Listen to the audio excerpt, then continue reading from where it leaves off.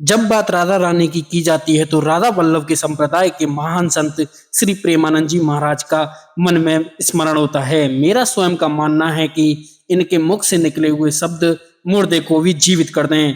आज हम इन्हीं महाराज के बारे में कुछ बातें बताएंगे। नमस्कार दोस्तों, स्वागत है हमारे चैनल के स्टोरी टेलिंग पर। और अभी तक आपने हमारे चैनल को सब्सक्राइब नहीं किया है तो प्लीज सब्सक्राइब कर लें।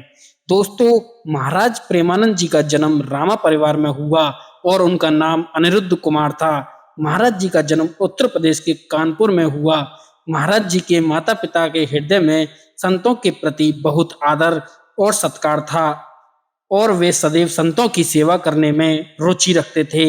महाराज जी के बड़े भाई संध्या काल में भागवत पाठ किया करते थे। कहते हैं महाराज जी ने छोटी उम्र में ही हनुमान चालीसा का पाठ करना शुरू कर दिया था और 5वीं कक्षा में पहुंचते पहुंचते गीता प्रेस का सुख सागर पढ़ना भी शुरू कर दिया था।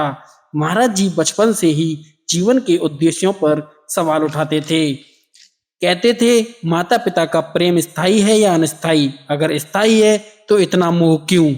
इसी तरह के विचार उनके दिमाग में आते थे। कहते थे, स्कूल में पढ़ाई जाने वाली विद्या से क्या लक्ष्य की प्राप्ति हो सकती है?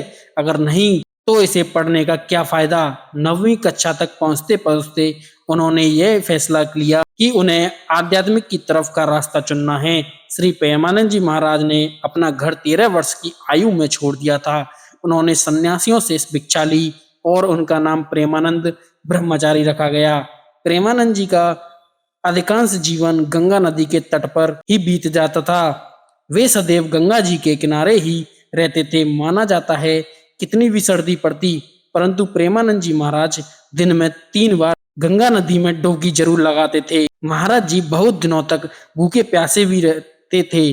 कहते हैं संन्यास काल में ही प्रेमानंद स्वामी जी को भगवान सदाशिव के दर्शन हुए हैं।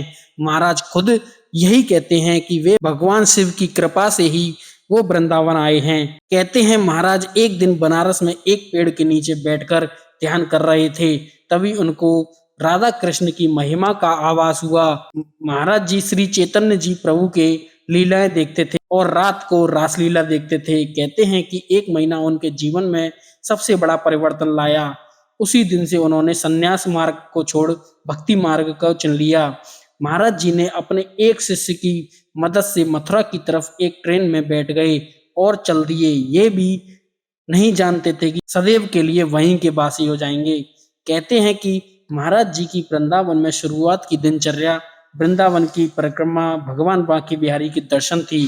कहते हैं महाराज जी को राधा वल्लभ मंदिर में स्वयं राधा जी को निहारते रहते थे और यह बात वहां के एक स्वामी ने देखी तो उनसे कहा, आप श्री हरिवंश का नाम जपा करो, और उन्होंने उनको अपना गुरु बना लिया।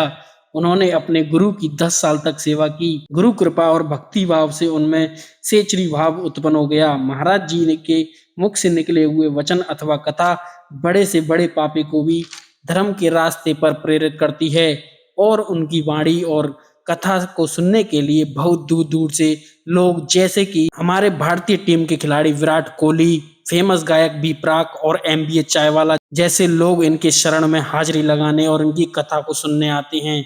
तो यह थी प्रेमानंद महाराज से जुड़ी कुछ अनसुनी बातें। आशा करता हूँ यह वीडियो आपको पसंद आई होगी। वीडियो अच्छी लगी हो तो चैनल को लाइक व सब्सक्राइब करें। मिलते हैं नेक्स्ट वीडियो में, जब तक के लिए जय हिंद।